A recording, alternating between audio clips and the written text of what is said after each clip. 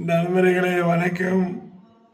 நம்ம அண்ணன் உதயநிதி என்ன சனாதனத்தை ஒழிப்போம்னு சொன்னார்.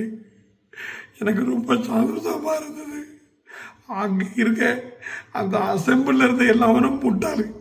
உண்மையை சொல்லுறேன், நம்ம முதலமைச்சர் விஜய்க்கு கூட புரிய மாட்டேங்க. இவர் தான் கரெக்டாக சொல்லுவார் சனாதனத்தை ஒழிக்கணும்னு சொல்லிட்டு. எங்கள் ஊரில் அக்கரகரத்துலலாம் நடக்க முடியலை. அக்கரகரத்துக்குள்ளே கையை இப்படி கட்டிட்டு தான் போக வேண்டியது இருக்கு. முதுகுல பெல்ட்டை கொண்டே அடிக்காங்க. கையை கட்டுன்னு எப்படி கட்ட முடியும்? நான் இப்போ பேண்ட் சட்டை போட்டிருக்கேன், துண்டை இடுப்பில் கட்டுன்னு சொல்லுறாங்க. எங்கள் ஊர் மூக்கிலலாம் சரட்டையெல்லாம் தான் டீ கொடுக்காங்க. சனாதனத்தால் நாங்கள் ரொம்ப கஷ்டப்பட்டுக்கிட்டு இருக்கோம். அங்கே திருப்பூரில் பசுக்குள்ளே உடைக்காங்க.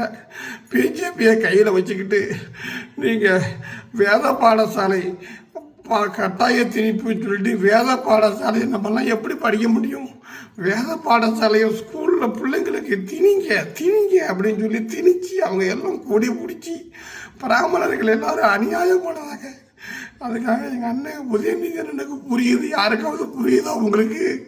அது மட்டுமா, 4 அக்கரகரத்து பசங்க பிராமண பையங்க 4 பேர் சேர்ந்து ஒரு பொண்ணுக்கு எடுத்து போட்டாங்க.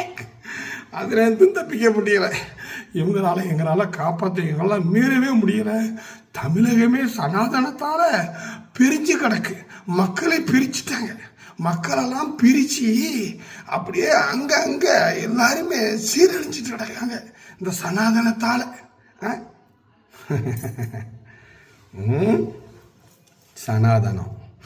சனாதன ஒழிப்பு, மக்களை பிரிக்கும் சனாதன ஒழிப்பு. இதில் ஒரு சின்ன காமெடி தெரியுமா உங்களுக்கு?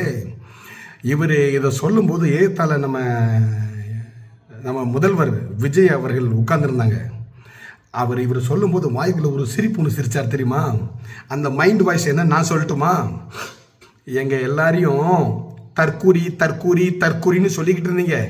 நாங்கள் ஆச்சரியக்குரிய ஆயிட்டோம். ஆனால் உண்மையான தற்கூரி யாருன்னு நான் தேடிக்கிட்டு இருந்தேன்.